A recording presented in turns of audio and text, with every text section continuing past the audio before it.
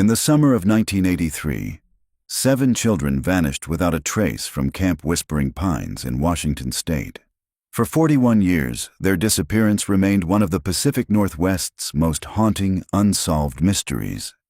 Then, in August 2024, a wildfire tearing through the Cascade foothills exposed something that had been hidden beneath the forest floor for 4 decades. A network of concrete bunkers filled with the remnants of young lives that never made it home. What investigators found inside those underground chambers would reveal a truth far more disturbing than abduction or murder. A meticulously constructed false reality, designed to convince children that the world above had ended in nuclear fire. While their families searched desperately, these 7 children lived and died believing they were the last survivors of humanity, trapped in a nightmare orchestrated by the one person they trusted to keep them safe. This is the story of what happened beneath Camp Whispering Pines and the sister who never stopped searching.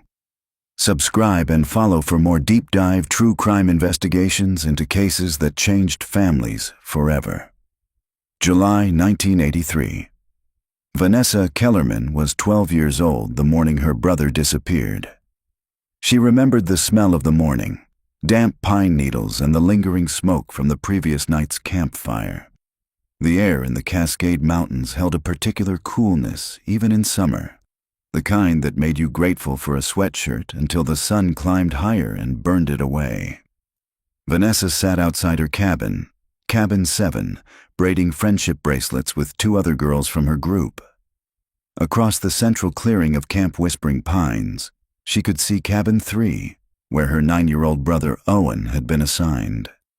The junior campers were supposed to go on a nature hike that morning. She had watched them assemble after breakfast, 7 children ranging from 8 to 10 years old, their backpacks loaded with water bottles and trail mix. Mr. Fairmont, the assistant camp director, had led them toward the Eastern Trail. Douglas Fairmont was popular with the younger kids. He told stories, knew the names of every bird and plant, and never got impatient when children asked endless questions. Vanessa's mother had been relieved that Owen would have such an attentive counselor. "Your brother's so lucky," her cabin mate Jessica had said that morning. "Mr. Fairmont's group always gets to do the cool stuff." Vanessa had nodded, watching Owen's small figure disappear into the tree line. He had turned back once, waving enthusiastically. She had waved back. That was the last time she saw him. By dinner time, the junior group hadn't returned. The camp director, a nervous woman named Patricia Vowell, initially explained that the hike must have run long, that Mr. Fairmont was probably letting the children explore. But as darkness fell and the temperature dropped, panic set in. Vanessa remembered sitting in the dining hall with the other campers, forbidden to leave while counselors and staff fanned out into the forest with flashlights. She remembered the beam of light cutting through the windows, the sound of voices calling names into the vast darkness. "Owen, Amy, Jacob, Lily, Marcus, Hannah, Sophie." 7 names, 7 children, gone. Search and rescue teams arrived the next morning. Vanessa and the other campers were sent home to their families, but Vanessa's parents had stayed, refusing to leave the mountain without Owen. She stayed with her grandmother for 3 weeks while helicopters circled overhead and search dogs followed trails that led nowhere. Douglas Fairmont's body was found on the 4th day of searching, at the bottom of a ravine 2 miles from camp. The fall had broken his neck. His backpack was still on his shoulders, his hiking boots unlaced. The official theory suggested he had fallen while trying to get help after the children became lost, though no one could explain why 7 children would have simply vanished while their counselor went for help. No other bodies were found. No clothing, no backpacks, no trace. The camp closed permanently that autumn. The investigation eventually went cold, and Vanessa Kellerman, who had waved goodbye to her brother on a sunny July morning, carried the weight of that moment for the next 41 years. She never stopped looking for answers. August 2024. The fire started on a Tuesday. Vanessa was in her home office in Seattle when her phone alert chimed with the news. A wildfire in the Cascade foothills, spreading rapidly through drought-dried timber near the old Camp Whispering Pines property. She stared at the notification for a long moment, her chest tightening with something that felt like both dread and dark anticipation. For 4 decades, that forest had kept its secrets. Now it was burning. She called her husband at work. "I need to go up there." Marcus didn't argue. He had lived with Vanessa's obsession for their entire 20-year marriage, understanding that the missing piece of her childhood would always pull her back. How long? I don't know. A few days, maybe. By Wednesday afternoon, she was driving north on Interstate 5, her car packed with file boxes she had kept since 1983.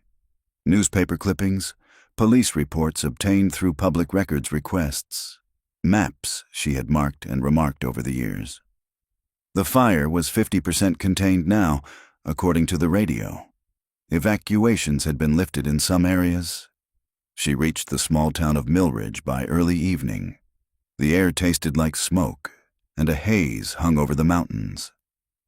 Vanessa checked into the same motel she always stayed at when she made these pilgrimages, a roadside place called the Timberline Inn. The owner, an elderly woman named Ruth, recognized her immediately. "Vanessa, I saw the news about the fire." Ruth's expression was sympathetic. "Terrible thing." "Yes." Vanessa signed the register with hands that had started to shake somewhere around mile marker 142.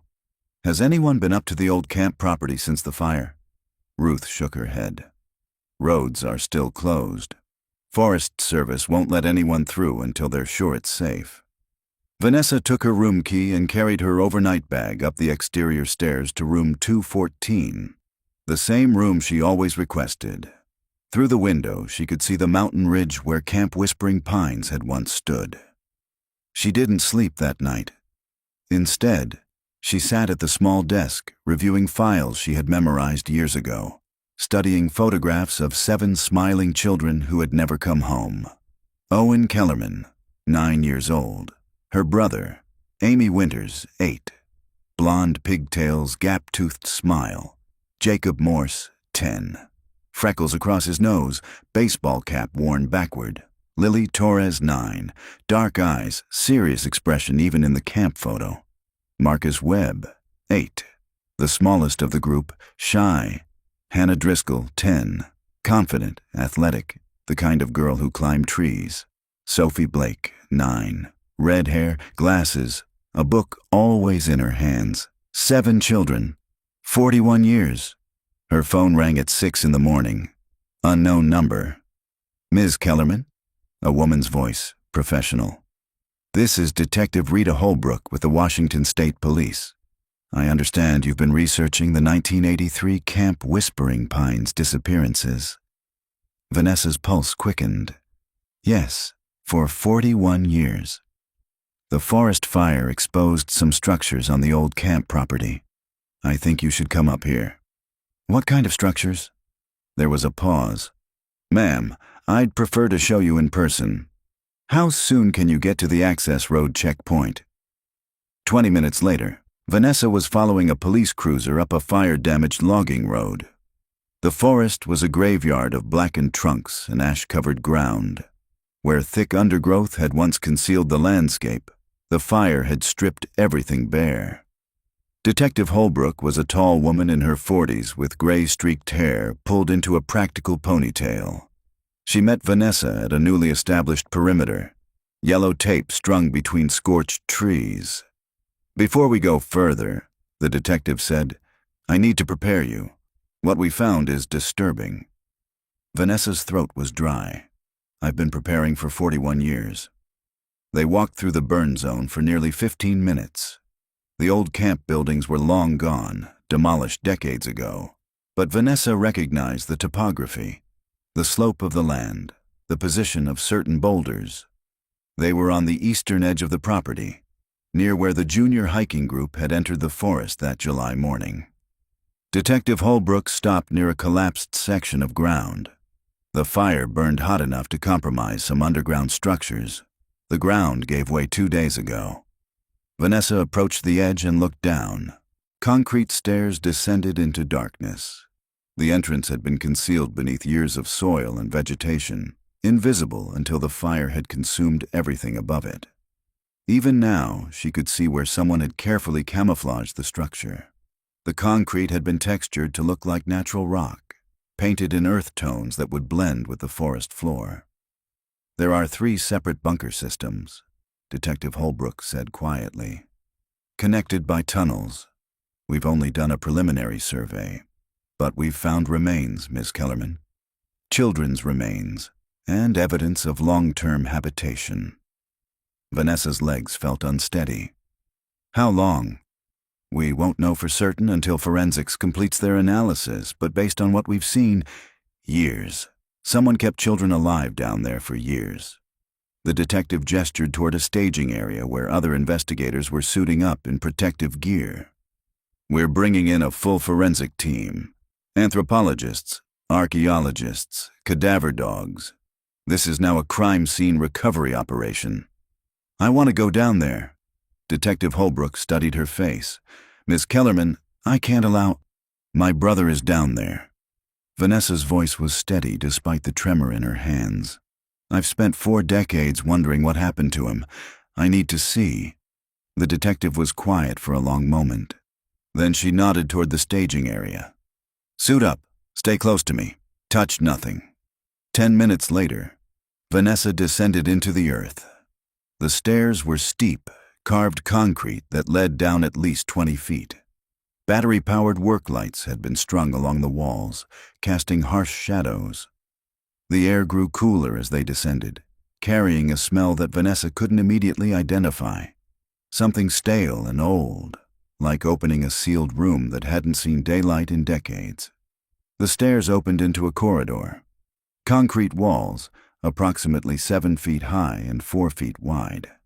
Metal doors lined both sides, each with a small viewing slot and heavy deadbolt locks. "We've identified 3 main chambers so far," Detective Holbrook said, her voice echoing slightly. "This appears to be the primary bunker. The others are smaller, possibly storage or secondary living areas." She led Vanessa to the first open door. The room beyond was approximately 12 by 15 feet. Bunk beds lined the walls, simple metal frames with thin mattresses that had decomposed into moldy fragments. A folding table stood in the center with small wooden chairs around it, child-sized. On the walls, someone had hung educational posters, world maps, multiplication tables, the periodic table of elements. But what froze Vanessa's breath were the children's drawings taped to every available surface. Crude crayon sketches of mushroom clouds, nuclear explosions, skeletal figures, burning cities, and above one of the bunks, drawn in careful child's handwriting, Day 847. Still no signal from the surface. God save us. "We think this was a dormitory," Detective Holbrook said quietly. "The bunker system includes what looks like a classroom, a supply room, a rudimentary medical area, and primitive bathroom facilities. Everything someone would need to keep children alive underground for an extended period." Vanessa moved to the bunk with a written message. Beneath it, she found something that made her heart stop.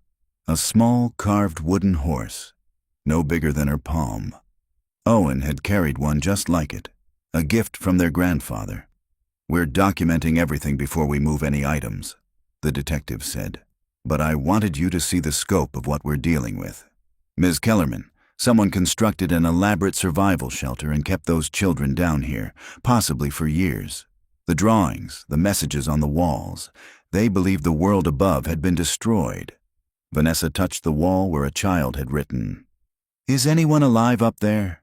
"They thought it was real," she whispered. "They thought nuclear war had actually happened. That's our current theory. We've found what appears to be a makeshift radio in one of the other chambers. Completely non-functional, but rigged to produce static and occasional emergency broadcasts that reinforced the narrative." Detective Holbrook led her deeper into the bunker complex. They passed through the tunnel connecting to the second structure, their footsteps echoing on concrete. More rooms. More evidence of children's lives lived in darkness. School lessons written on chalkboards. A calendar on one wall marked off day by day, the count reaching into the thousands before stopping abruptly. In what appeared to be the medical area, they found the first remains. A small skeleton lay on a cot, covered with a decomposed blanket. The bones were arranged carefully, hands folded across the chest. A plastic hospital bracelet still circled one wrist, the writing too faded to read. "We've found 4 sets of remains so far," the detective said softly. "All children, based on bone structure. Cause of death unknown until the medical examiner completes the analysis, but there's no obvious trauma." "Illness," Vanessa said hollowly. "You said some died from illness." "That's speculation at this point. But yes, in a confined underground environment with limited medical resources, illness would be a significant threat." They moved through the complex for another hour. Each room revealed new horrors. A punishment cell barely large enough to stand in, scratch marks on the concrete walls. A supply room with rusted cans of food and gallon jugs of water. A workshop with tools and what appeared to be ventilation equipment. And everywhere, the children's presence. Handprints on walls, names carved into wooden surfaces, drawings and writings that documented a childhood lived in perpetual fear and darkness. When they finally emerged back into daylight, Vanessa's eyes burned from more than just the bright sun. Detective Holbrook removed her protective gear and studied Vanessa's face. "I know this is overwhelming, but I need to ask, does anything you saw down there help identify which children were kept here?" Vanessa thought about the wooden horse, about the handwriting on the walls, about 41 years of waiting for answers. "I need to see everything," she said. "Every item, every piece of evidence. I've memorized details about those children that might seem insignificant to your team but could be crucial for identification." The detective nodded. "We'll arrange it. Ms. Kellerman, there's one more thing you should know. We found evidence that suggests not all 7 children died in the bunkers." Vanessa stared at her. "What?" "The calendar I showed you. It was maintained for over 8 years. But we've only recovered 4 sets of remains so far. We're still searching, but there's a possibility that some children survived longer than others. Possibly long enough to escape." Vanessa's voice was barely audible. "Or to be released. We found journals, written by an adult, documenting what he called the program. Ms. Kellerman, Douglas Fairmont didn't die in that ravine by accident, and I don't think he was working alone." The forensic team arrived in force by Thursday morning. Vanessa watched from the perimeter as white-suited technicians descended into the bunkers like spelunkers entering a tomb. She had spent the night in her motel room, unable to close her eyes without seeing those children's drawings, those desperate messages written on concrete walls. Day 847. Still no signal. Detective Holbrook had set up a command center in a temporary trailer at the access road checkpoint. When Vanessa arrived at 7 in the morning, the detective was already reviewing preliminary reports with her team. "Ms. Kellerman," Holbrook looked up from her laptop. "I was about to call you. We've made significant progress overnight." She gestured for Vanessa to join her at a folding table covered with photographs and documents. "We've now identified the remains of 6 children. The 7th is still unaccounted for." Vanessa's pulse quickened. 6. 2 more were found in the 3rd bunker structure, which we fully excavated last night. All 6 show signs of death occurring over a span of several years. Different stages of decomposition, different burial methods. The earliest death appears to have occurred approximately 6 to 9 months after the initial abduction. Holbrook spread out a series of photographs. "We're working with dental records and DNA when possible, but I wanted to show you some personal items we've recovered. Given your research, you might recognize something that could expedite identification." The photographs showed artifacts carefully cataloged and numbered. A plastic barrette shaped like a butterfly, a digital watch with a cracked face, a pair of wire-rimmed glasses, a baseball card in a protective sleeve. a small purple diary with a broken lock. Vanessa's hand trembled as she pointed to the glasses. Sophie Blake wore glasses like those. Wire frames, slightly bent on the left side. She had sat on them the first day of camp. She moved her finger to the baseball card. Jacob Morse collected baseball cards. He had talked about bringing his favorite ones to show the other kids. One by one, she identified items. The butterfly beret belonged to Amy Winters. Vanessa remembered because Amy had worn it in the camp photo, proudly showing off the new accessory. The purple diary was Hannah Driscoll's. She had written in it every night before bed, much to her cabin mates' annoyance when they wanted lights out. "This is incredibly helpful," Holbrook said, making notes. "We'll cross-reference with the DNA analysis, but this gives us a preliminary framework." Vanessa stared at the photographs. 6 children identified. "Which one is missing?" "We won't know for certain until we have confirmed DNA matches. But based on the items you've identified and the remains we've found, we can make educated guesses about who the 6 are. The 7th, the one whose remains we haven't found, is most likely the one who survived longest. Or escaped. Holbrook agreed quietly. A young officer appeared in the trailer doorway. "Detective, Dr. Chen is ready to brief you on the journals." They walked to a second trailer that had been converted into a temporary forensics lab. Inside, a woman in her 50s with silver-streaked black hair was examining a series of water-damaged notebooks through a magnifying lens. She looked up as they entered. "Dr. Patricia Chen," Holbrook introduced. "Our lead forensic anthropologist. Dr. Chen, this is Vanessa Kellerman, sister of one of the victims." Dr. Chen's expression was sympathetic. "Ms. Kellerman, I'm very sorry for what your family has endured." She gestured to the notebooks spread across her workspace. "We found these in a locked metal box in what we believe was Douglas Fairmont's personal quarters, a small room separated from the children's areas." She carefully turned the pages of the first journal. "These are handwritten accounts documenting what Fairmont called Project Preservation. Based on the entries, he had been planning this for at least 2 years before the abductions occurred." Vanessa leaned closer, reading the spidery handwriting. June 15th, 1981. "The bunker construction is complete. 3 chambers, fully stocked for 5 years minimum. The children will be safe here when it happens. They'll understand eventually. They'll thank me for saving them." "He was delusional," Dr. Chen said. "The journals show a progressive descent into paranoia about nuclear war.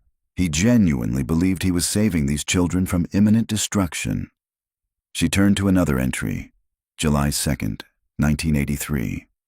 "The children adapted more quickly than expected. The radio broadcasts were convincing. Young Marcus cried for his mother the first week, but Lily helped comfort him. They're forming a family unit. It's beautiful to watch humanity's resilience." Vanessa's stomach churned. He thought he was conducting some kind of experiment? "More than that," Holbrook said. "He believed he was ensuring the survival of humanity. Look at this entry from 6 months in." Dr. Chen turned to a page marked with her evidence tag. January 1984. "We lost Amy today. The fever took her despite my best efforts. I held a burial ceremony in Chamber 3. The other children sang hymns. They understand death now in a way surface children never could. They're stronger for it. This is what the new world needs. Children who understand survival." He documented every death. Dr. Chen said quietly. "Amy Winters in January 1984. Jacob Morse in June 1984. An accident during an escape drill Fairmont had designed. Marcus Webb in September 1985 from what sounds like pneumonia. Hannah Driscoll in March 1986. The entry suggests she tried to escape through the ventilation system and became trapped." Each name was a knife in Vanessa's chest. Children she had known, had played with during that brief week at camp before the world shattered. "What about the others?" she asked. "Lily Torres and Sophie Blake." Dr. Chen turned to the final pages of the journal. Sophie died in November 1987. Fairmont's entry suggests she deliberately stopped eating, what we would recognize now as a psychological breakdown. She was 18 by then, had spent her entire adolescence underground. And Lily, that's where it gets complicated. Dr. Chen exchanged a glance with Detective Holbrook. The journals end in May 1991, 8 years after the abductions. The final entry reads, "Lily passed her final test today. She's ready for the surface. Project preservation is complete. One child survived to carry forward the knowledge of endurance. She will rebuild." Vanessa stared at the words. He let her go. Or she escaped, Holbrook said. But either way, Ms. Kellerman, we believe Lily Torres survived. She would have been 17 years old in 1991, and if she's still alive, she would be 50 today. The implications crashed over Vanessa like a wave. You're telling me one of those children has been living in the world for the past 33 years? Does she know who she is? That's what we need to determine. Holbrook pulled out a photograph, the original camp photo of Lily Torres. 9 years old, dark hair in braids, serious eyes looking directly at the camera. If Fairmont truly believed nuclear war had destroyed civilization, he might have maintained that fiction even when releasing her. She could have integrated into society believing she was someone else entirely, with no knowledge of her real identity or family. Dr. Chen added, the psychological impact of 8 years in an underground bunker, believing the world had ended, would be profound. If she was released or escaped, she might have experienced severe disorientation, memory issues, or psychological trauma that affected her sense of self. Vanessa looked at the photograph of 9-year-old Lily, trying to imagine that child as a 50-year-old woman walking around somewhere, perhaps passing her on the street, neither knowing the connection they shared through that terrible summer. "We need to find her," Vanessa said. "We're already starting," Holbrook replied. "But Ms. Kellerman, you need to understand, if Lily Torres is alive and has no memory of her true identity, making contact could be psychologically devastating. We'll need to proceed very carefully." An officer knocked on the trailer door. "Detective, we found something else in the third bunker. You should see this." They followed him back through the burn zone to the bunker entrance. The work lights had been extended deeper into the tunnel system, illuminating areas that had been darkness for 40 years. In the farthest chamber, a technician pointed to a wall that had been hidden behind a collapsed section of shelving. Someone had carved words into the concrete, each letter painstakingly deep. Lily Torres, 1975 to 1991. "I was here. I survived. If anyone finds this, my name is Lily Torres. I existed." Below the words, a handprint pressed into the concrete while it was still wet, preserved for decades. "She knew," Vanessa whispered. "She knew who she was." Detective Holbrook photographed the carving from multiple angles. "This changes things. If she left this message, she was fighting to maintain her identity, which means when she left this bunker, she knew her real name." "Then why didn't she come forward?" Vanessa demanded. "Why didn't she contact police? Tell someone what happened?" "Fear, trauma, confusion, any number of reasons." Dr. Chen studied the handprint. Or perhaps she did try and wasn't believed. A traumatized 17-year-old girl claiming to be one of the children who disappeared 8 years earlier, without physical evidence, without being able to lead authorities back to this location. It would have seemed like delusion. Vanessa touched the wall beside the carving, feeling the rough concrete. "We have to find her. She's the only one who can tell us what really happened down here." "We will," Holbrook promised. "We'll start with missing person reports from 1991, Jane Doe cases, hospital admissions for traumatized young women. We'll find her." But as Vanessa stared at those carved words, "I existed," she wondered if Lily Torres wanted to be found, or if after 8 years in hell and 33 years of whatever came after, she had built a new life and buried the old one so deep that excavating it would destroy her all over again. By Friday morning, the bunker excavation had become a full-scale archaeological operation. Vanessa arrived at the site to find the perimeter expanded, additional trailers brought in, and a team of specialists documenting every square inch of the underground complex. She had barely slept again, her mind cycling through the same impossible question: where was Lily Torres? Detective Holbrook met her at the command trailer with coffee and a grim expression. We ran Lily's information through every database we have access to. Missing persons, unidentified remains, hospital admissions, social security records. Nothing matches. How is that possible? Vanessa wrapped her hands around the coffee cup, seeking warmth despite the August heat. She would have needed identification, medical care, some kind of documentation to exist in society. Unless she's using a different identity, or someone helped her create one. Holbrook pulled up a digital file on her laptop. We're looking into Douglas Fairmont's background now, specifically anyone he might have been in contact with. If he planned this for years, he might have had accomplices. A new detective entered the trailer, a man in his 30s with sharp features and tired eyes. Detective Chen, Homicide Division. He introduced himself. I've been reviewing Fairmont's death investigation from 1983. Vanessa straightened. You think his death wasn't accidental? I think it wasn't thoroughly investigated at the time because everyone assumed he died trying to get help for lost children. But look at this. He spread out crime scene photos from 1983. Douglas Fairmont's body at the bottom of a ravine, his neck broken. The medical examiner noted defensive wounds on his hands, bruising that suggested he'd been in a physical altercation before the fall. Detective Holbrook leaned forward. You're saying someone pushed him? I'm saying someone fought with him, and he ended up dead. The question is who? Chen pulled out another document. I also pulled his financial records. In the 2 years before the abductions, he made large cash withdrawals, over $40,000 total. That money went somewhere. The bunkers, Vanessa said. Construction, supplies, everything needed to keep children alive underground for years. Exactly, but here's what's interesting. The withdrawals continued after his death. Someone accessed his bank account in September 1983, 2 months after he died, and withdrew another $5,000. The implication hung in the air.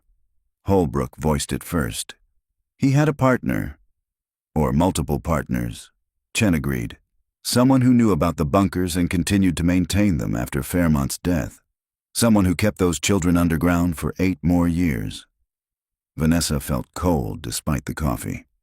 You're telling me this wasn't just one disturbed man's delusion.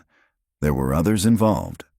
Before anyone could answer, Dr. Patricia Chen appeared in the doorway, her expression troubled. We've completed the preliminary analysis of the remains. You need to hear this. They gathered around as the forensic anthropologist pulled up her report on a tablet.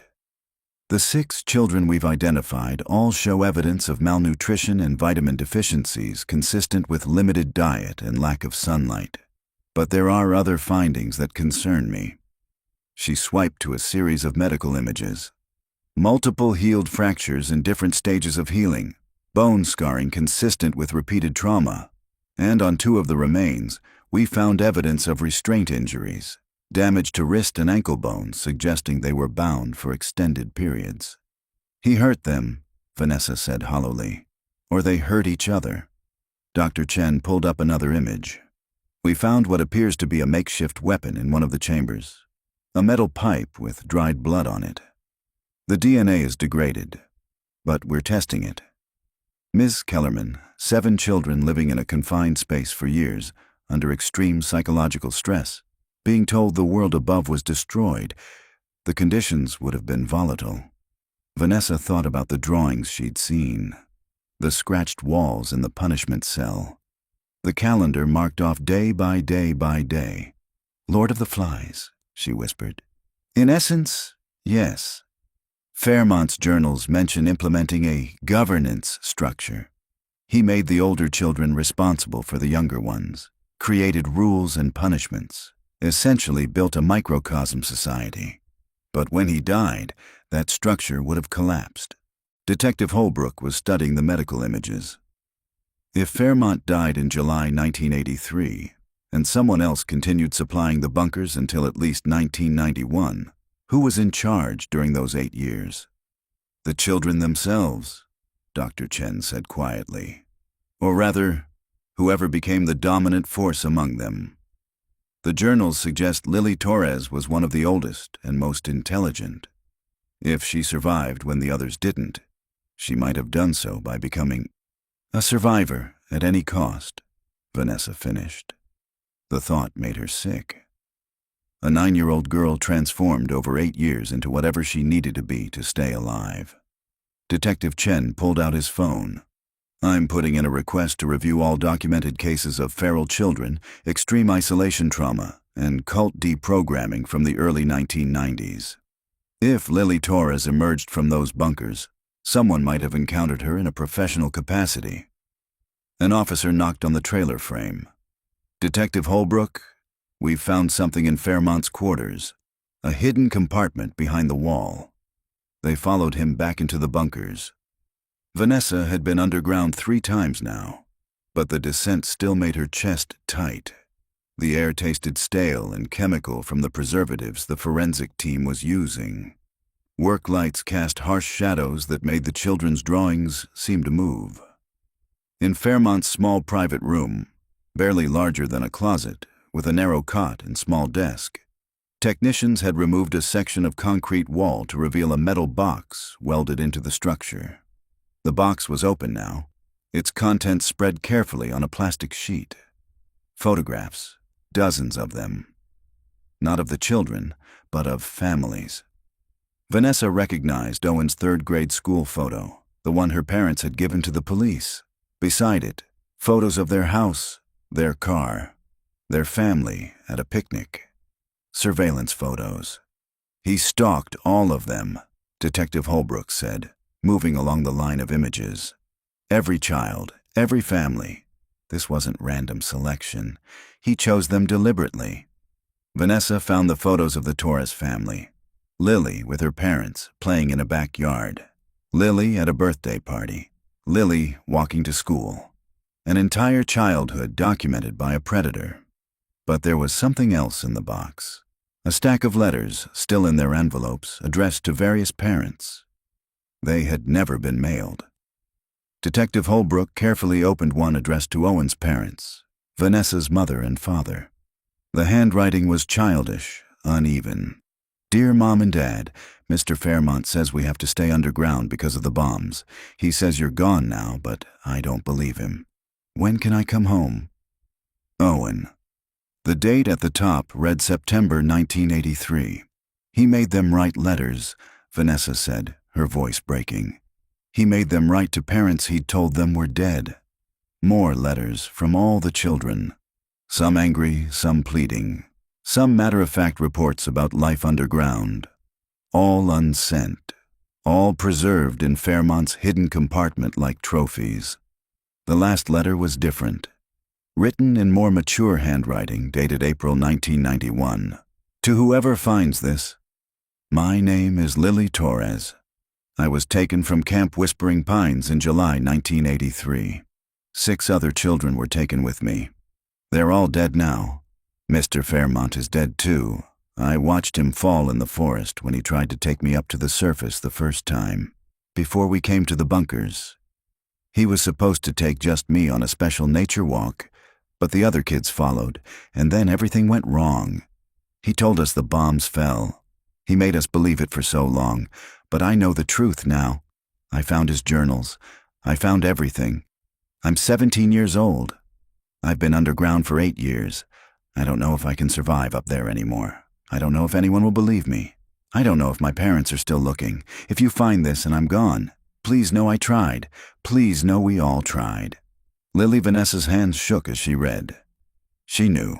Before she left, she knew it was all a lie. But she still left this letter here instead of taking it with her, Detective Holbrook observed. Why? Dr. Chen had been examining the letter carefully. Look at the handwriting. It degrades toward the end, becomes more erratic. And this sentence here, I don't know if I can survive up there anymore. This is someone who's been psychologically conditioned to fear the surface world. Even knowing it was a lie, the fear would have been real. So she leaves, knowing the truth, but too traumatized to trust it, Vanessa said. What would that do to a person? Fragment their identity, Dr. Chen replied. She might have dissociated, created new personas as a survival mechanism, or she might have simply walked away and tried to forget any of this ever happened, burying Lily Torres so deep she became someone else entirely. Detective Chen was photographing the letters. These give us more to work with. We can cross-reference the handwriting with any documents a Jane Doe from that period might have signed.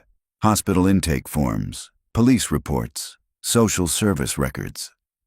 They spent another 2 hours in the bunkers, documenting everything. Vanessa found herself drawn to the wall where Lily had carved her name.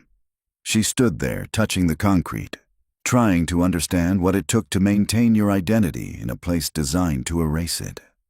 When they finally emerged back to the surface, the sun was setting, painting the burned forest in shades of orange and red. Vanessa's phone buzzed with a text from her husband. "How are you holding up?" She didn't know how to answer.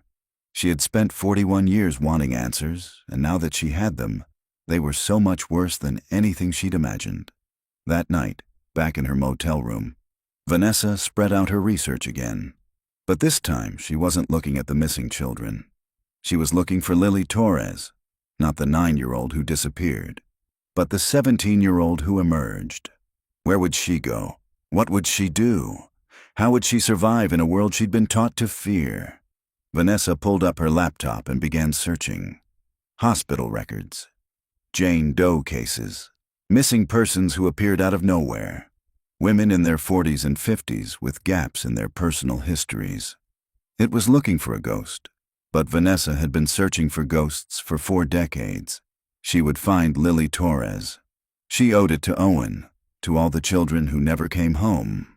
And she owed it to the 17-year-old girl who carved her name in concrete and walked out of that bunker into an uncertain world. Somewhere out there, Lily Torres was living a life, and Vanessa was going to find her. The breakthrough came on Sunday afternoon, when Vanessa was least expecting it. She had been at the site since dawn, watching the forensic team continue their meticulous documentation. The excavation had revealed even more disturbing details. A crude library of survival manuals and Cold War propaganda, a makeshift classroom where Fairmont had apparently taught the children about radiation and nuclear winter, and most horrifying, a small isolation cell where writing on the walls suggested children had been locked in darkness for days as punishment. Detective Holbrook found Vanessa sitting outside the command trailer, staring at the mountains with red-rimmed eyes. "We got a hit," the detective said without preamble. "Hospital records from Sacred Heart Medical Center in Spokane. September 14th, 1991. A Jane Doe, approximately 17 years old, brought in by a truck driver who found her walking along Highway 2 near Leavenworth." Vanessa's exhaustion vanished. "That's less than 50 miles from here." The intake notes describe her as severely malnourished, suffering from photophobia, extreme sensitivity to light, and exhibiting signs of severe psychological trauma. She wouldn't speak for the first 3 days. When she finally did, she gave her name as Lily. Just Lily? Just Lily. No last name. She claimed she'd been living in a survivalist compound with her father who had recently died, and she didn't know how to find her way back. The hospital tried to verify her story, but she became agitated when they pressed for details. Social services was called, but before they could complete their evaluation, she disappeared from the hospital. Vanessa leaned forward. Someone helped her leave? Possibly, or she just walked out. The hospital records note that she seemed terrified of being registered or documented. She kept asking if they were going to put her in the system.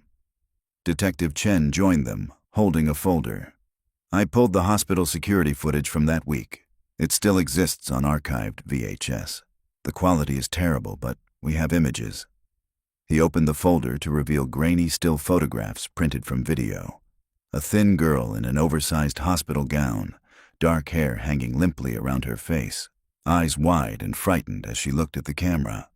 Her face was gaunt, her posture defensive. Vanessa compared the image to the camp photo of 9-year-old Lily Torres. 8 years of horror had transformed a child into this frightened, skeletal young woman. But the bone structure was similar.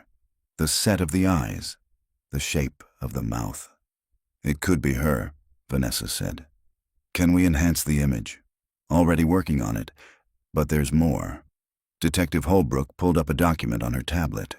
The truck driver who brought her in, a man named Robert Henshaw, made a statement to police when the girl disappeared from the hospital. He said he'd found her just after sunrise, walking in the middle of the highway wearing clothes that looked decades old. When he stopped to help, she initially ran from his truck, then collapsed from exhaustion. Did he say anything else about her behavior?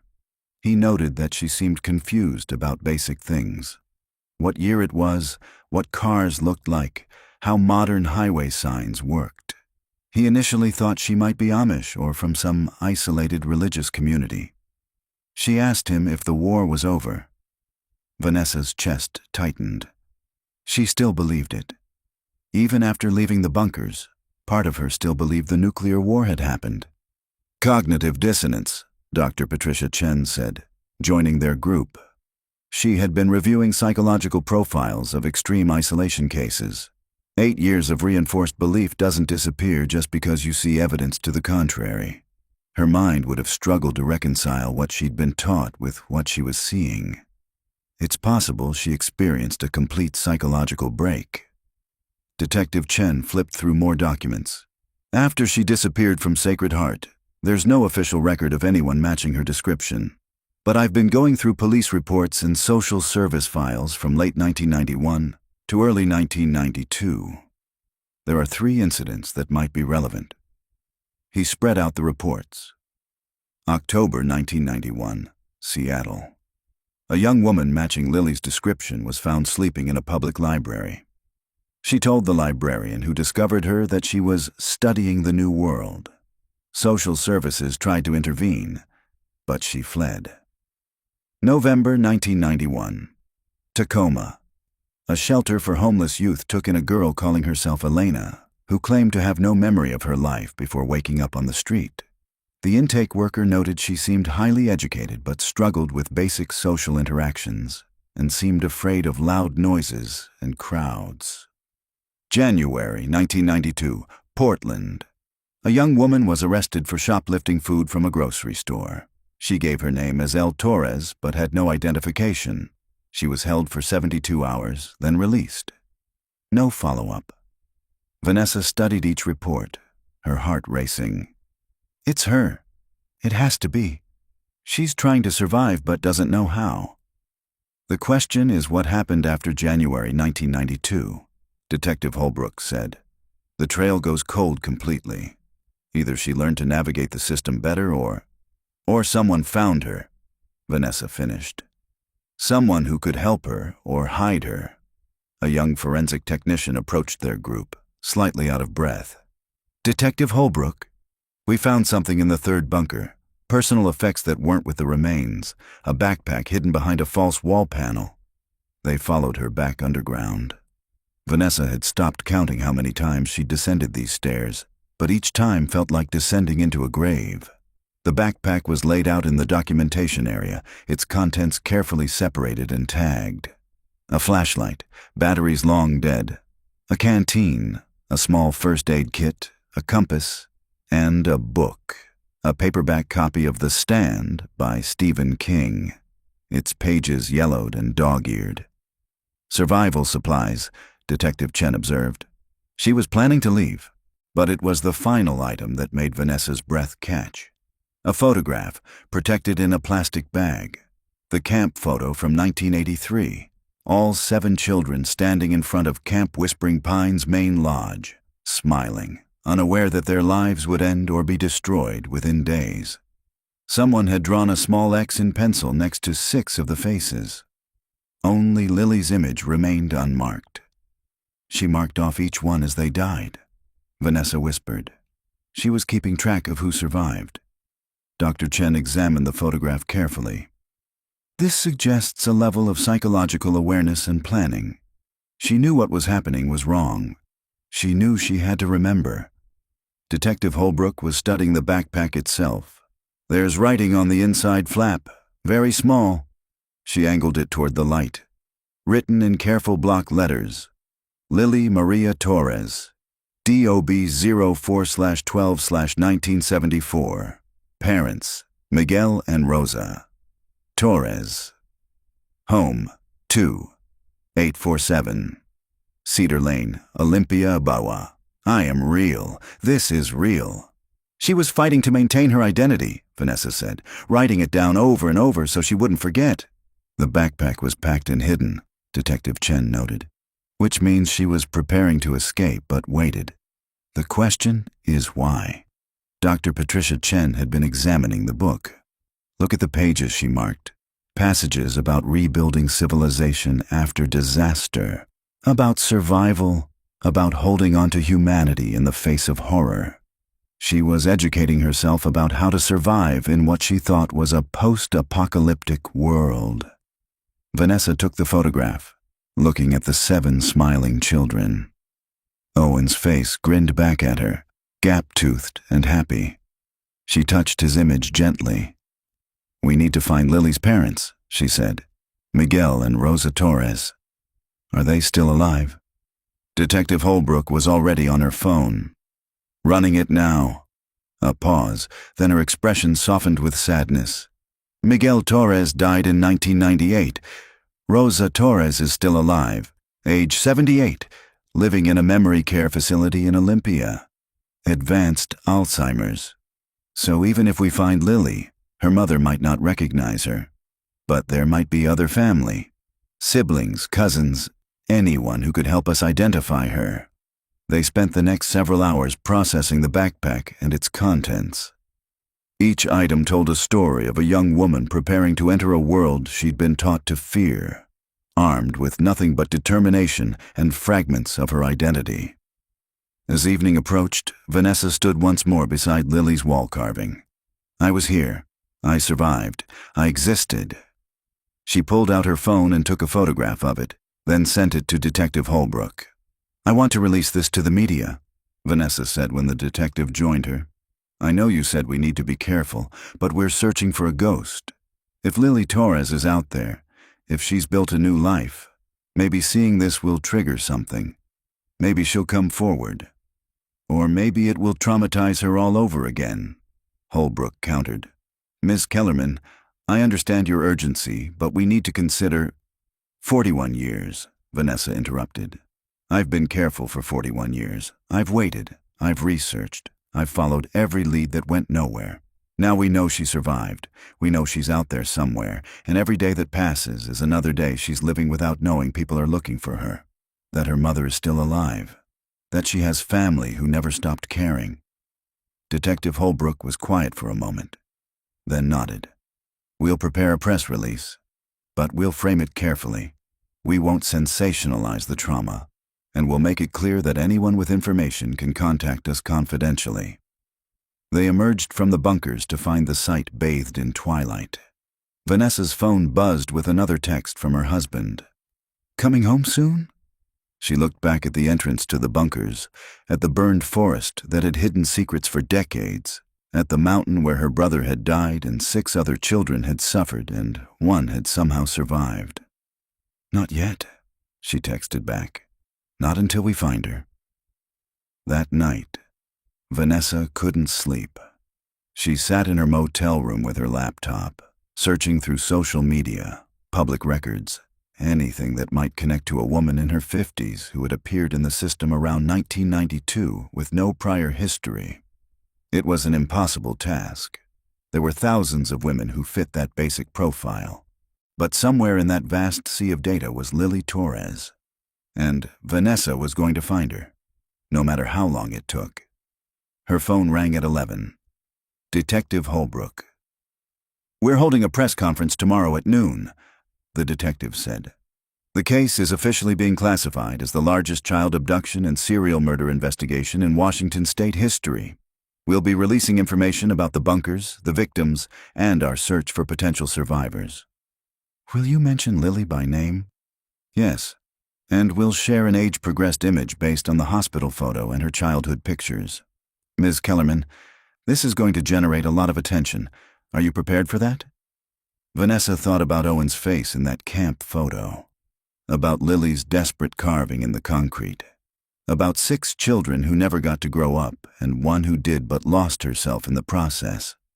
I've been preparing for 41 years, she said. Let's find her. The press conference was held in a high school gymnasium in Millridge, the only venue large enough to accommodate the media response. Vanessa stood at the back of the room, watching as Detective Holbrook faced a wall of cameras and journalists. The story had already broken nationally. The discovery of the bunkers, the bodies of 6 children, the search for a potential survivor. Every major news outlet had sent reporters. The gymnasium buzzed with anticipation. On August 20th, 2024, Detective Holbrook began. A wildfire in the Cascade foothills exposed a network of underground bunkers on property adjacent to the former Camp Whispering Pines. Inside these structures, we discovered the remains of 6 children who disappeared from that camp on July 18th, 1983. She displayed photographs on the screen behind her. The bunker entrance, carefully selected images of the interior that showed the scope without being gratuitously disturbing. The room fell silent as journalists absorbed what they were seeing. We have identified the remains as those of Amy Winters, Jacob Morse, Marcus Webb, Hannah Driscoll, Sophie Blake, and Owen Kellerman. All were between 8 and 10 years old at the time of their abduction. Evidence suggests they were held in these bunkers for periods ranging from 6 months to over 4 years before their deaths. Holbrook paused, letting that information settle. The primary suspect in their abduction and captivity was Douglas Fairmont, the camp's assistant director, who died in July 1983, under circumstances we are now reinvestigating. However, evidence strongly suggests Fairmont did not act alone, and that the bunkers were maintained and supplied for years after his death. A murmur rippled through the crowd. Holbrook raised her hand for quiet. We have reason to believe that one child, Lily Maria Torres, age 9 at the time of abduction, survived captivity and emerged from the bunkers in 1991 at approximately 17 years of age. We are actively searching for Ms. Torres, who would now be 50 years old. The screen changed to show 3 images side by side. 9-year-old Lily from the camp photo, the grainy hospital security footage from 1991, and an age-progressed composite showing what she might look like today. A woman with dark hair touched with gray, serious eyes, the ghost of that 9-year-old still visible in her features. If you are Lily Torres, Holbrook said, speaking directly to the cameras, or if you know someone who might be Lily Torres, please contact our tip line. You are not in any trouble. We simply want to help you and to give you the answers you deserve about what happened to you. The questions began immediately, shouted from every corner of the room. Holbrook fielded them with professional calm, revealing what she could while protecting the integrity of the ongoing investigation. Yes, the deaths appeared to be from illness and accidents rather than direct violence. Yes, evidence suggested the children had been told nuclear war had destroyed the surface world. Yes, they were investigating Fairmont's associates and anyone who might have been complicit in the crimes. Vanessa slipped out before the conference ended, unable to bear the circus atmosphere. Outside, she found Dr. Patricia Chen standing in the parking lot, smoking a cigarette despite the no-smoking signs. I didn't know you smoked, Vanessa said. I don't. Quit 20 years ago. Chen took a long drag. This case made me start again. They stood in silence for a moment, watching the news vans and satellite trucks. I've been analyzing the journals more thoroughly, Chen said. The psychological manipulation Fairmont employed was sophisticated. He didn't just tell the children the world had ended. He created an entire constructed reality. Fake radio broadcasts on a schedule. Carefully controlled information about the surface that became progressively more hopeless. He even simulated radiation detector readings. Why go to such lengths? Because he genuinely believed he was saving them. His delusion was complete. And children are remarkably adaptable. Their brains are plastic, capable of accepting new realities, especially when reinforced by a trusted authority figure. Within months, those children would have internalized the nuclear war narrative completely. Vanessa thought about Owen. 9 years old and trusting, believing his teacher when told the world above was gone. How would someone survive that? Psychologically, I mean. How did Lily make it 8 years? Chen was quiet for a long moment. By becoming whatever she needed to be. The journals suggest she was intelligent, resourceful. But survival in that environment would have required more than intelligence. It would have required ruthlessness. What do you mean? Limited resources, 7 children in confined spaces, an authority structure that collapsed when Fairmont died. Someone had to maintain order. Someone had to make decisions about food distribution, about who got medical attention, about enforcing rules. The journals mention Lily taking on leadership roles. But leadership in that context would have meant making impossible choices. The implication made Vanessa sick. You think she might have been responsible for some of the deaths? I think she survived when 6 others didn't, and that survival likely required actions she would have been deeply ashamed of, which might explain why she disappeared after leaving the bunkers, why she might not want to be found. Survivor's guilt combined with actual guilt for things she was forced to do. Vanessa's phone rang. An unknown number. She almost didn't answer, but something made her accept the call. Is this Vanessa Kellerman? A woman's voice, middle-aged, nervous. Yes. Who is this? My name is Dr. Sarah Vance. I'm a therapist in Portland, Oregon. I've been watching the news coverage about the bunkers and the search for Lily Torres. I think... She paused, took a breath. I think one of my patients might be her. Vanessa's heart hammered. Why do you think that? I can't discuss patient details, but I can tell you that she's a woman in her early 50s who has been seeing me for trauma therapy. She has significant gaps in her memory, and what she does remember from her childhood doesn't match public records. She's always claimed she grew up in isolation, that her father told her the world had ended. I thought it was a delusion related to her trauma. But now, what's her name? She goes by Elena Marsh. She works as a night custodian at a library, lives alone, avoids people. I can't contact her directly to ask about this, therapist-patient confidentiality. But if you were to... the library where she works is the Multnomah County Central Library. You're telling me where to find her? I'm telling you where someone works who might have information relevant to your investigation. What you do with that information is up to you. The line went dead. Vanessa immediately called Detective Holbrook, but the detective was still in the press conference. She left a message. I have a lead. Portland. I'm going to check it out. She was in her car and on the highway before she fully processed what she was doing. The drive to Portland would take about 3 hours. It was 1 in the afternoon now, which meant she'd arrive around 4. The library would be open. Elena Marsh, if that was really Lily, might be there. Vanessa drove with single-minded focus, her hands tight on the wheel. She had waited 41 years. Now she was 3 hours away from potentially meeting the only person who knew what had really happened to her brother. The call came through her car's Bluetooth system 2 hours into the drive. Detective Holbrook, her voice tight with controlled anger. Ms. Kellerman, you need to stop and turn around right now. I have a lead. A therapist called me. I know.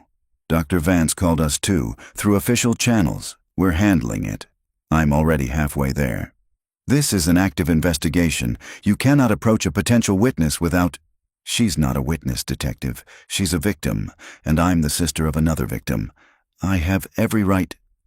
You have no legal right to interfere with this investigation. If you approach this woman and compromise our case, or if you traumatize her, you could face charges for obstruction. Vanessa pulled over on the highway's shoulder, emergency flashers on.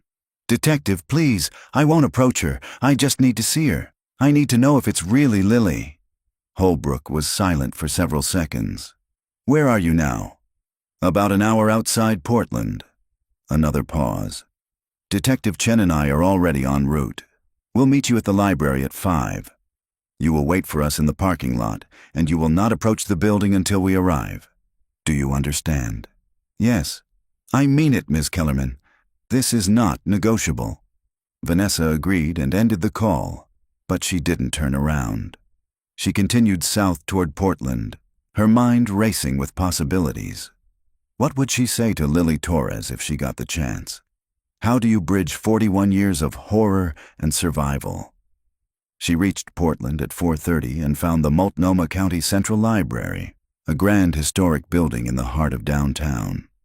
She parked across the street where she could see the main entrance but followed Holbrook's instructions. Stayed in the car, waited.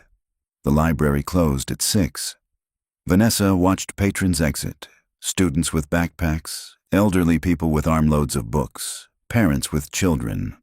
Normal people living normal lives, unaware that somewhere inside that building was a woman who had spent her childhood in an underground bunker believing the world had ended. At 5:15, Detective Holbrook and Detective Chen pulled up in an unmarked car. Holbrook approached Vanessa's window. "She's here. Dr. Vance confirmed that Elena Marsh is working tonight. We've been in contact with library administration. They're going to ask her to come to the back office for what she'll think is a routine HR matter. We'll meet her there." "I want to be there." "Absolutely not. You'll wait." "Detective, please. I won't say anything. I'll stay back. But I need to see her face when you tell her who she really is. I need to see if there's any recognition, any memory of the children she lived with. I need to see if she remembers my brother." Holbrook studied Vanessa's face for a long moment, then sighed. "You stay behind us. You don't speak unless I explicitly give you permission. If she becomes distressed, you leave immediately. Agreed?" "Agreed." They entered through a back entrance, escorted by a nervous library administrator. The building smelled like old paper and floor polish. Fluorescent lights hummed overhead.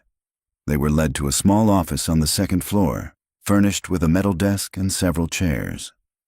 "Ms. Marsh will be here in a few minutes," the administrator said. "She thinks it's about her annual review." Vanessa positioned herself in the corner, trying to make herself invisible. Detective Holbrook and Chen sat at the desk, arranging their materials. Vanessa's heart pounded so hard she was certain everyone could hear it. Footsteps in the hallway. A knock on the door. "Come in," Detective Holbrook said. The door opened, and a woman entered. She was thin, almost fragile, with dark hair pulled back in a severe bun. She wore a custodian's uniform, dark blue work pants and a matching shirt. Her face was lined but not old, weathered in a way that suggested hardship rather than age. She moved cautiously, like someone accustomed to making herself small in the world. "I'm Elena Marsh," she said, her voice quiet. "Mr. Patterson said you wanted to see me about my review." Her eyes swept the room and landed on the detectives. Vanessa saw the instant wariness, the subtle shift in posture that suggested a lifetime of being ready to flee. "Ms. Marsh, I'm Detective Holbrook, and this is Detective Chen. We're with the Washington State Police. We'd like to ask you some questions, if you don't mind." Elena's eyes darted to the door, calculating distance. "Questions about what?" "About your past, specifically about where you grew up."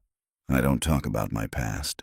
"We understand, but we've recently made some discoveries that we believe might be relevant to your life.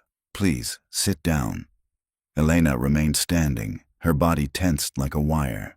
"I haven't done anything wrong." "We know. You're not in any trouble. We just want to help." "I don't need help." But despite her words, Elena's eyes were fixed on the photographs Holbrook was laying on the desk. The camp photo, the bunker entrance, the age-progressed composite. And Vanessa watched as every drop of color drained from Elena Marsh's face. Elena's legs gave out, and she collapsed into the nearest chair. Where did you get that picture? Her voice was barely a whisper, her eyes locked on the camp photo. Where did you get that? Detective Holbrook leaned forward gently. Ms. Marsh, we need to ask you something directly. Is your real name Lily Torres? The woman's breathing became rapid, shallow. Her hands gripped the edge of the desk as if anchoring herself to reality. For a long moment, she didn't speak, just stared at the photographs with an expression Vanessa couldn't quite read.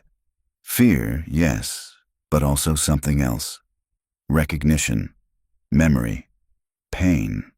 I don't know, Elena finally said. I don't know who I am. Detective Chen pulled out a chair and sat beside her, his voice calm and professional. Can you tell us what you do remember? About your childhood, about how you came to be Elena Marsh? Elena's eyes flicked to the door again. Am I being arrested? No. You're a victim, Ms. Marsh.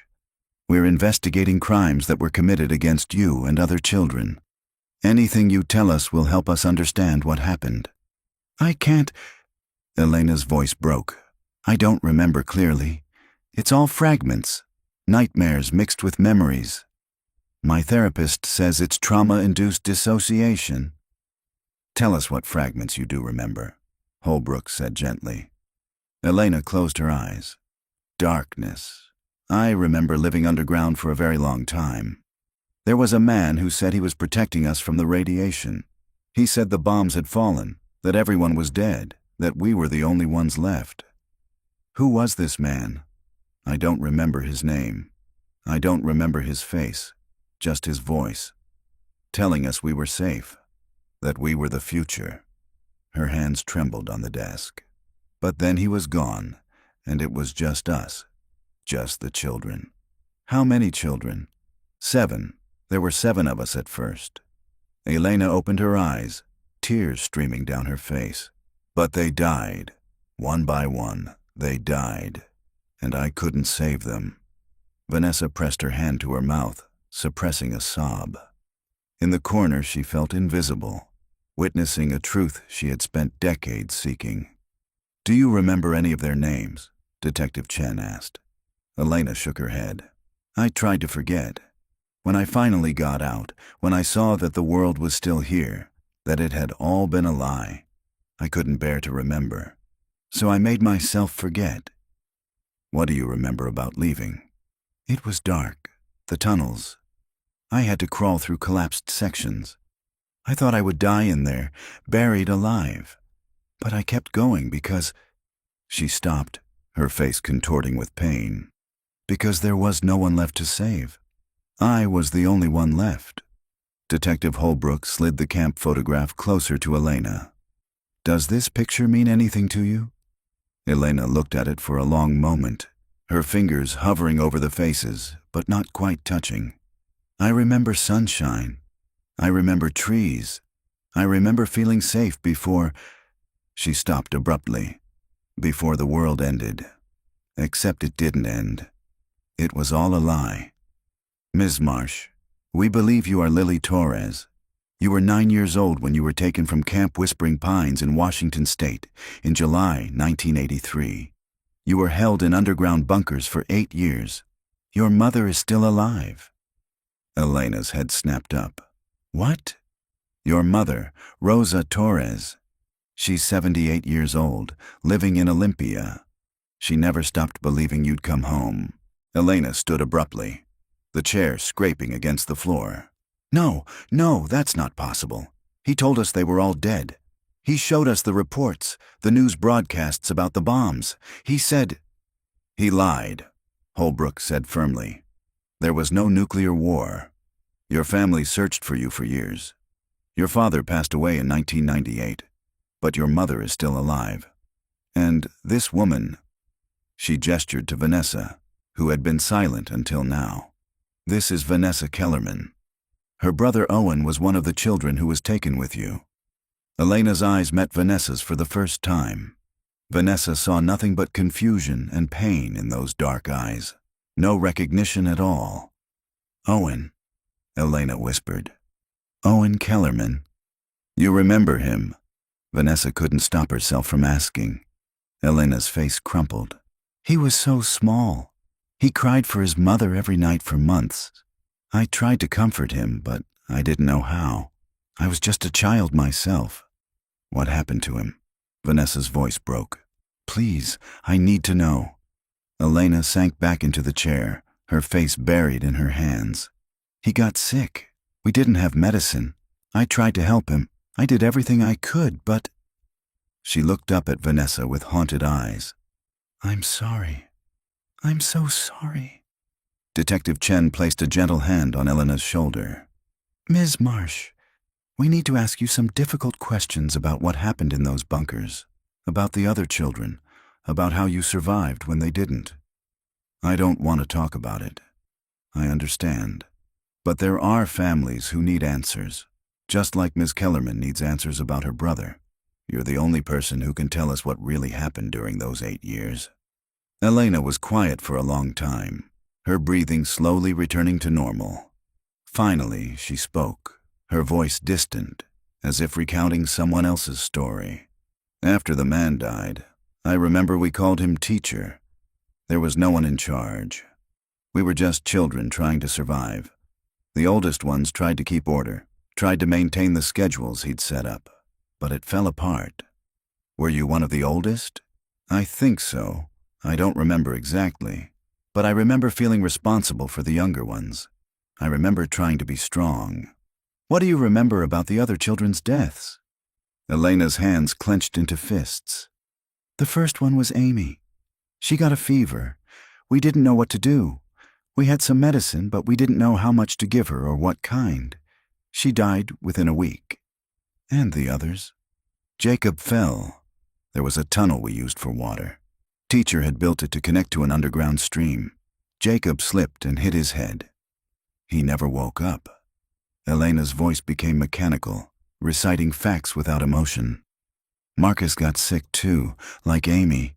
His lungs. He couldn't breathe. We tried to help him, but we didn't know how. Hannah? Elena's face twisted. Hannah tried to escape. She found a ventilation shaft and climbed up, but she got stuck. We could hear her screaming for days before. She stopped, unable to continue. Vanessa felt tears streaming down her face. The horror of it. Children listening to their friend die slowly, unable to help. What about Sophie? Detective Holbrook asked gently. Sophie stopped eating. She just gave up. She said there was no point in surviving if this was all there was. She said she wanted to go home. I tried to make her eat, tried to tell her we had to keep surviving, but she wouldn't listen. Elena looked up at the detectives with eyes that had seen too much. I forced her. I held her down and tried to make her swallow food because I was so terrified of being alone. But she fought me. She wanted to die. And eventually, I had to let her. The room was silent except for Elena's ragged breathing. When did you realize the nuclear war never happened? Detective Chen asked. I found teacher's journals, hidden in his room. I was looking for supplies and I found them. He wrote everything down, the planning, the construction, the lies. He wrote about how proud he was of creating a perfect survival scenario for us. Elena's voice filled with bitterness. It was all an experiment to him. We were just specimens in his twisted study of human survival. How long after finding the journals did you leave? Months. I couldn't process it at first. My entire reality was a lie. I had spent years believing the world was gone, that we were alone. Learning the truth was... She searched for words. It broke something in me. I didn't know who I was anymore. Was I Lily Torres, the girl who disappeared? Or was I whoever I'd become in those bunkers? Why didn't you contact police when you left? Holbrook asked. I tried, in the hospital in Spokane. I told them who I was, where I'd been. They thought I was delusional. They wanted to commit me to psychiatric care, register me in the system, and I panicked. I'd spent 8 years in a cage. I couldn't bear the thought of being locked up again, even in a hospital. So you ran. I ran. I've been running ever since. I changed my name, found work that didn't require much documentation, kept to myself. I thought if I could just forget, if I could just bury Lily Torres deep enough, I could be normal. I could have a life. Elena looked at the camp photograph again, her finger finally touching the image of young Lily. But she never went away. The girl I was. She's been with me this whole time, crying to go home. Vanessa couldn't stay silent any longer. Your mother would want to see you. She never stopped loving you. Elena's eyes met hers, filled with fear and longing in equal measure. How can I face her? How can I tell her what I became down there? The things I did to survive? What things? Detective Chen asked quietly. Elena stood abruptly. I need air. I can't breathe in here. Holbrook nodded. Let's take a break. Ms. Marsh, would you be willing to continue this conversation tomorrow? We'd like to arrange for you to meet with specialists who can help you process these memories in a healthier way. I don't know. I need time to think. We understand, but please know that you're not in any trouble. You were a child. Whatever you had to do to survive, you were a victim of circumstances beyond your control. Elena moved toward the door, then paused. She turned back to Vanessa. Your brother, Owen, he talked about you. In the beginning, before the forgetting started, he talked about his big sister Vanessa. He said you were brave. He said he wanted to be brave like you. Vanessa's composure finally shattered. She covered her face with her hands, sobbing. Elena hesitated, then crossed the room and awkwardly placed a hand on Vanessa's shoulder. He wasn't alone when he died. Elena said quietly, I was with him. I held his hand. I told him stories about the surface world, about sunshine and trees and birds. I don't know if that helps, but I wanted you to know. Then she left, the door closing softly behind her. Vanessa sank into a chair, her entire body shaking. Detective Holbrook knelt beside her. Are you all right? 41 years, Vanessa said through her tears. 41 years of not knowing, and now I know, and it's so much worse than I imagined. But also, she looked up at the detective. He wasn't alone. That's something. Detective Chen was gathering the photographs. We'll give Ms. Marsh some time, but we'll need to interview her more extensively. There are still questions about Fairmont's accomplices, about how the bunkers were supplied after his death. Do you think she'll cooperate? Holbrook asked. I think she needs to, Chen replied. She's been carrying this alone for 33 years. Maybe it's time to let someone else help shoulder the burden. They left the library as evening fell over Portland. Vanessa stood on the sidewalk, watching people pass by on their way home from work, to dinner, to ordinary lives. Somewhere in the building behind her was a woman who had survived the unimaginable and was now forced to relive it. Lily Torres had come home, but the question remained, could she survive the homecoming? Elena Marsh, Lily Torres, disappeared again that night. When Detective Holbrook tried to contact her the following morning to arrange a formal interview, the library administrator reported that Elena had called in sick. When they went to the address on file, they found a small basement apartment that had been hastily abandoned.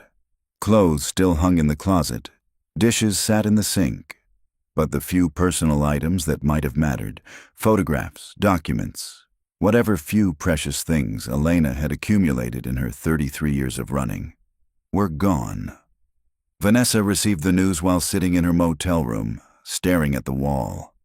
The initial devastation of learning Owen's fate had given way to a hollow exhaustion. She had spent the night replaying Elena's words. He wasn't alone when he died. I held his hand. We've issued a request for her to contact us voluntarily, Detective Holbrook said over the phone. We're not treating this as a fugitive situation. She's a victim, not a suspect. But Ms. Kellerman, I need you to understand that if she doesn't want to be found, we may have to respect that choice. She's the only witness to what happened in those bunkers. Doesn't that matter? It matters enormously. But she's also a deeply traumatized woman who's been protecting herself through anonymity for 3 decades. We can't force her to relive her trauma, no matter how much we need the information she has." Vanessa ended the call and stared at her phone. Then, on impulse, she called Dr. Sarah Vance, the therapist who had first alerted them to Elena's existence. "Ms. Kellerman, I can't discuss my patient," Dr. Vance said immediately. "I know, but if she were to contact you, would you tell her something for me?" A pause. "That depends on what it is. Tell her that Owen's family doesn't blame her for his death. Tell her that we're grateful she was with him. Tell her that coming forward won't destroy her. It might actually be what saves her. If she contacts me, I'll pass that along. But Miss Kellerman, you should understand that Elena has built her entire adult life around avoidance and self-protection. Breaking down those defenses could be catastrophic for her mental health. Living with that burden alone for 33 years has already been catastrophic." 3 days passed with no word from Elena. The investigation continued without her testimony. Forensic teams completed their excavation of the bunkers, recovering the final remains and cataloging thousands of pieces of evidence. The media coverage intensified, with psychological experts debating on news programs about the long-term effects of the kind of isolation and manipulation the children had endured. Vanessa remained in Washington, unable to bring herself to return to Seattle. She visited the bunker site each day, watching as the excavation neared completion. She stood at the entrance and tried to imagine Owen down there in the darkness, tried to picture the child he had been transforming into someone who accepted an underground existence as normal. On the 4th day, Dr. Patricia Chen found Vanessa standing beside Lily's wall carving. "We've completed our psychological profile based on the evidence," the forensic anthropologist said. "Would you like to hear it?" They sat in the command trailer while Dr. Chen opened her laptop. "Based on the journals, the physical evidence, and Elena's limited testimony, we can construct a fairly detailed picture of the group dynamics in the bunkers." She pulled up a timeline. For the first 6 weeks after the abduction, Douglas Fairmont maintained complete control. He established routines, conducted lessons, reinforced the nuclear war narrative. The children, while frightened, adapted because children are remarkably resilient and because they trusted him. "Then he died," Vanessa said. "Then he died." And the power structure collapsed. The older children, Lily, Hannah, and Jacob, attempted to maintain order, but without adult supervision, without the authority figure, the system began to break down. Dr. Chen clicked to the next screen. Amy's death from fever occurred about 6 months in. This was likely natural, a simple infection that would have been treatable with proper medical care, but it established a pattern. The environment was lethal. The children realized they could die. That would have been terrifying. Beyond terrifying, it would have fundamentally altered their psychology. They were already traumatized by the abduction and the false belief in nuclear apocalypse. Now they understood they were mortal, vulnerable, and completely dependent on their own resources. Dr. Chen's expression grew darker. This is where things became complicated. Resources were limited: food, water, medicine. Someone had to control distribution. Someone had to make decisions about rationing. Based on the evidence, that person was Lily. Vanessa felt cold. What did she do? We found journals that she kept, hidden in a different location from Fairmont's. Her entries describe implementing a system, work assignments, behavior codes, reward and punishment structures. She essentially became the authority figure the other children needed. That doesn't sound sinister. It wasn't at first. But look at this entry, dated approximately 1 year after the abduction. Dr. Chen turned the laptop screen toward Vanessa. The handwriting was childish but precise. "Marcus won't stop crying. He keeps everyone awake. He's using extra water for tears. Hannah says we should lock him in the small room until he learns to be quiet." I said yes. I'm the leader now. I have to make hard choices. Vanessa's stomach turned. The punishment cell. The punishment cell. We found evidence that it was used extensively in the years after Fairmont's death. Scratches on the walls from multiple different hand sizes, suggesting different children were confined there at different times. Dr. Chen clicked through more entries. Lily's journals show progressive deterioration of her moral reasoning. She started making utilitarian calculations: who was most valuable to group survival, who was consuming too many resources, who was causing problems. By year 3, her entries are clinical, detached. One entry read, "Hannah died in the ventilation shaft. She was trying to escape. I knew she was stuck, but didn't tell the others for 2 days because her screaming was making everyone upset. Sometimes the leader has to let nature take its course." Vanessa covered her mouth, feeling bile rise in her throat. She let Hannah die on purpose? She made a calculated decision that Hannah's escape attempt was destabilizing the group, and that her death, while tragic, would restore order. Ms. Kellerman, you need to understand. Lily was a child herself, operating in impossible circumstances with no adult guidance and a completely fractured moral framework. What she became wasn't evil. It was survival. Did she kill any of them directly? Dr. Chen was quiet for a moment. We found traces of sedatives mixed into the food supply. Fairmont had stored various medications in the bunkers. Lily's journals mention using sleep medicine to keep the younger children calm. But in Sophie's case, tell me, Sophie's autopsy showed lethal levels of sedatives in her system. Combined with malnutrition and dehydration from her refusal to eat, it appears she was given a fatal dose, possibly intentionally. Vanessa stood abruptly, pacing the small trailer. You're saying Lily murdered her? I'm saying a 17-year-old girl who had spent 8 years underground, who had watched 5 other children die, who believed she was responsible for humanity's survival, made a decision to end the suffering of a suicidal friend. Mercy killing, perhaps. Or perhaps she simply wanted to stop Sophie's crying, stop the emotional drain on the group's resources. How can Elena live with that? How does someone come back from that? That's what I've been trying to understand. The guilt alone would be crushing. Add to that the revelation that none of it was necessary, that the world above was fine, that if they had just escaped earlier, everyone might have survived. The psychological burden is almost incomprehensible. Dr. Chen closed her laptop. Elena has been running from Lily Torres for 33 years. Not because Lily was a victim, but because Lily became something she's ashamed of. The girl who survived by becoming a child tyrant, who made life-and-death decisions before she was old enough to drive, who carries the deaths of 5 children on her conscience. Vanessa sank back into her chair. She needs help. She needs more help than we can possibly provide. And she needs to make peace with the fact that what she did to survive. But first, she needs to stop running. That evening, Vanessa received a text from an unknown number. This is Elena. Can we meet? Alone. Vanessa's hands shook as she texted back. Where? The response came immediately. The bunkers. Tomorrow at dawn. Come alone. I need to say goodbye. Vanessa stared at the message. She should contact Detective Holbrook immediately. But something in those words, I need to say goodbye, made her hesitate. This wasn't about the investigation anymore. This was about a woman confronting the place where her childhood had died. She texted back, I'll be there. The next morning, Vanessa drove to the bunker site before sunrise. The forensic teams had finished their work, and the area was quiet. The equipment removed, the yellow tape fluttering in the pre-dawn breeze.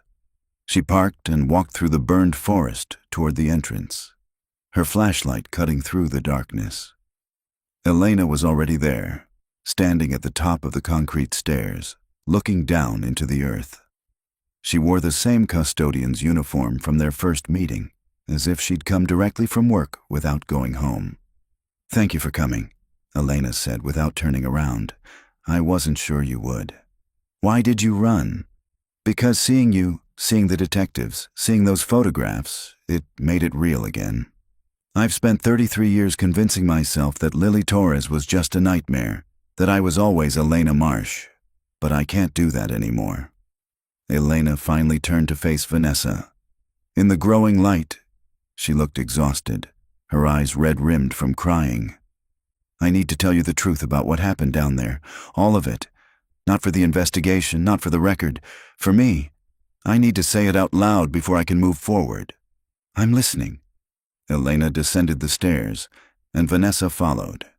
The bunkers were empty now, all evidence removed, but the space still carried the weight of what had happened here. Elena walked through the chambers, her footsteps echoing on concrete, and began to speak. She told Vanessa everything. The early days when Fairmont was alive, the children's slow acceptance of their new reality, the terror when he died and they realized they were alone. She described Amy's fever, how they had tried to cool her with wet cloths, how she had died crying for her mother. She described Jacob's fall, the sound of his skull cracking against concrete, the way the other children had screamed. She described Marcus's pneumonia, his labored breathing in the darkness, how she had held him and sung lullabies she barely remembered from her own mother. She described Hannah's escape attempt, the sound of her screaming echoing through the ventilation shaft for days while they were powerless to help. And she described Sophie, the way Sophie had simply given up, refusing to eat, refusing to participate in the routines Lily had established. How Lily had tried everything, pleading, threatening, physically forcing food into Sophie's mouth. And, finally, how she had made the decision to give Sophie enough sedatives to let her sleep forever. I told myself it was mercy, Elena said, her voice hollow, that I was ending her suffering. But the truth is, I couldn't bear her hopelessness anymore. She made the rest of us face how futile it all was. So I killed her. They had reached the chamber where Lily had carved her name. Elena stood before it, tracing the letters with her finger. I was 17 when I left here. I had spent half my life underground. I had watched 5 children die. I had become something I didn't recognize, a survivor who sacrificed others to keep surviving. When I found Fairmont's journals and realized it was all a lie, I wanted to die too. But I was too much of a coward for even that. She turned to Vanessa, tears streaming down her face. Your brother deserved better than me. They all did. I wasn't strong enough to save them, but I was strong enough to keep myself alive. And I hate myself for that. Vanessa stepped forward and did something she hadn't planned. She pulled Elena into an embrace. You were a child, Vanessa said firmly. A child put in an impossible situation by a monster. Owen wouldn't blame you. None of them would. Elena sobbed against Vanessa's shoulder, her body shaking with decades of suppressed grief and guilt. They stood there in the darkness of the bunker as the sun rose above ground, 2 women connected by tragedy, finally beginning the process of healing. The reunion with Rosa Torres was arranged for a week later. Vanessa stood in the parking lot of the memory care facility in Olympia, waiting for Elena to arrive. Detective Holbrook had wanted to be present, but Elena had refused. She would tell her story to the authorities, would cooperate fully with the investigation. But this moment, meeting the mother she hadn't seen in 41 years, needed to be private. Elena pulled up in a borrowed car, her face pale but determined. She had spent the past week in intensive therapy, working with trauma specialists to prepare for this moment. Dr. Vance had warned that Rosa's Alzheimer's meant she might not recognize Lily, might not understand who she was. But Elena had insisted on trying. Are you ready? Vanessa asked as Elena climbed out of the car. No, but I need to do this anyway. They walked into the facility together. The activities director, a kind woman named Margaret, met them at the front desk. She had been briefed on the situation and had spent time preparing Rosa as much as possible. She's having a good day, Margaret said gently. She's lucid, relatively speaking, but you should be prepared for confusion, and she may not remember you at all. Elena nodded, her hands trembling. They were led to a sun-filled common room where an elderly woman sat in a wheelchair by the window, watching birds at a feeder outside. She was small, her dark hair now white, her hands gnarled with arthritis. But when she turned at the sound of footsteps, Vanessa could see the ghost of the woman in the family photos from 1983. "Mrs. Torres," Margaret said softly, "you have a visitor. This is—" "Lily," Rosa said, her eyes focusing on Elena with sudden intensity. "Lily, you came home." Elena froze, tears already streaming down her face. "Mama?" Rosa held out her arms, and Elena collapsed beside the wheelchair, burying her face in her mother's lap while the old woman stroked her hair with shaking hands. "I knew you'd come home," Rosa murmured. "I told everyone you'd come home. My baby. My Lily." Vanessa stepped back, giving them privacy, her own tears blurring her vision. She waited in the hallway with Margaret, who wiped her eyes with a tissue. "I didn't think she would recognize her," Margaret whispered. "The Alzheimer's has taken so much, but sometimes the most important memories stay." They sat together for an hour. Vanessa could hear their voices through the doorway. Elena's halting attempts to explain where she had been, Rosa's confused but loving responses. Sometimes Rosa seemed to understand. Sometimes she thought Elena was still 9 years old. Sometimes she didn't seem to know who Elena was at all. But through it all, she held her daughter's hand. When Elena finally emerged, her eyes were red, but something in her face had softened. Some burden lifted. "She doesn't understand what happened," Elena said. "The Alzheimer's, she can't hold on to the information, but she knows I'm her daughter. And she knows she loves me." "That's enough," Vanessa said. Over the following weeks, the full investigation unfolded. Elena provided detailed testimony about the bunkers, about Fairmont's methodology, about the children's deaths.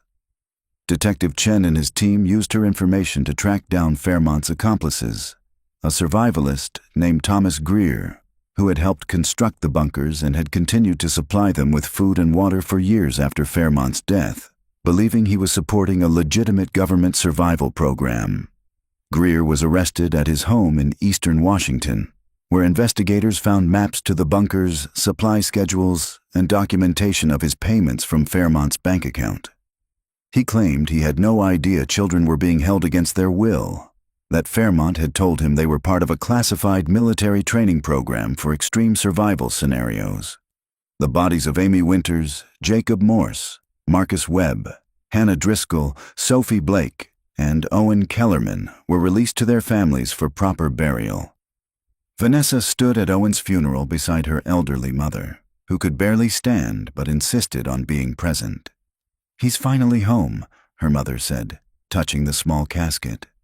"Our boy is finally home." Vanessa had expected Owen's funeral to bring closure, but instead, it opened new wounds. Seeing her parents grieve for the child they had lost, understanding now exactly how he had died, it was almost too much to bear. But Elena attended the service, standing in the back, and afterward approached Vanessa's mother. "I'm sorry," Elena said simply. "I couldn't save him." Vanessa's mother looked at this woman, this survivor who carried such impossible guilt, and pulled her into an embrace. "You were with him. That's what matters. He wasn't alone." The trial of Thomas Greer became a media sensation. Elena testified about the bunker conditions, about how supplies had appeared regularly even after Fairmont's death, about how she had sometimes seen signs that someone had been in the bunkers while they slept. Greer was convicted of kidnapping, child endangerment, and conspiracy to commit murder. He was sentenced to life in prison. Throughout the trial, Elena's identity was protected by court order. The media knew her only as Survivor A, the one child who had lived. Speculation ran rampant about her current life, her identity, whether she had fully recovered. Elena watched the coverage from Dr. Vance's office, working through her trauma one session at a time. Vanessa returned to Seattle but made regular trips to Portland to check on Elena.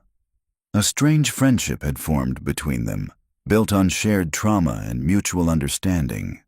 They never talked about the bunkers unless Elena wanted to, instead focusing on the present, on building a life worth living. 6 months after the bunkers were discovered, Vanessa received a call from Elena. "I've been thinking," Elena said. About the other families, the parents of the children who died.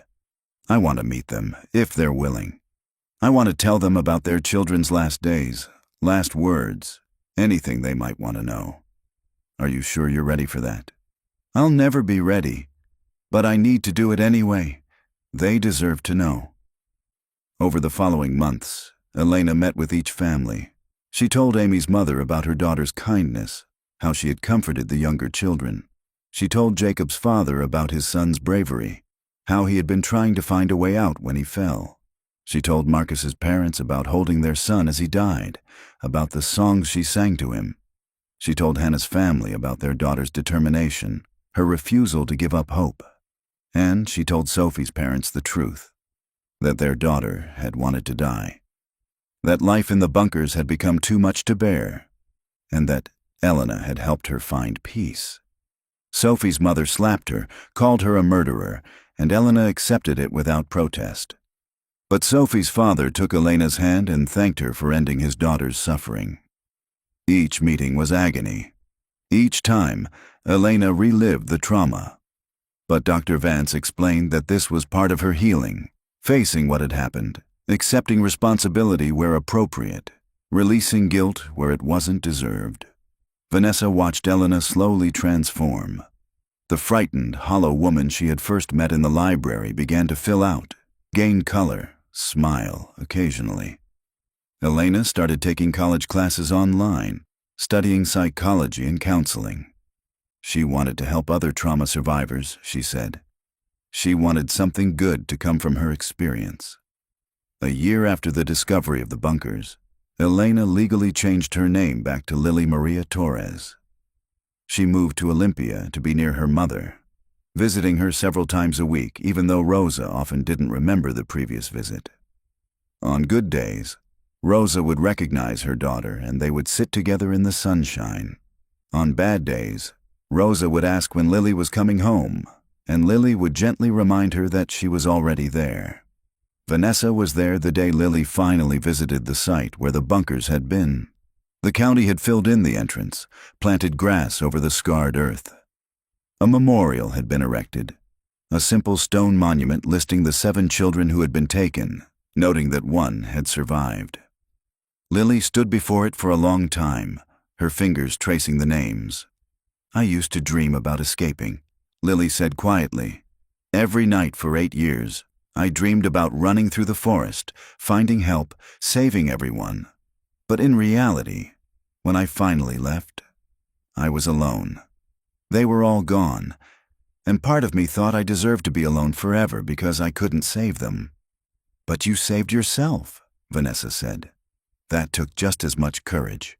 Lily turned to her, and for the first time since they'd met, she smiled. A real smile, small but genuine. I'm starting to believe that might be true. They stood together as the sun set over the mountains. 2 women who had both lost their childhoods to the same monster, both finding their way back to the light. The bunkers were gone now, filled with earth and concrete, but the memories remained. They always would. But Lily Torres was learning to live with those memories instead of running from them. And that, Vanessa thought, was its own kind of miracle.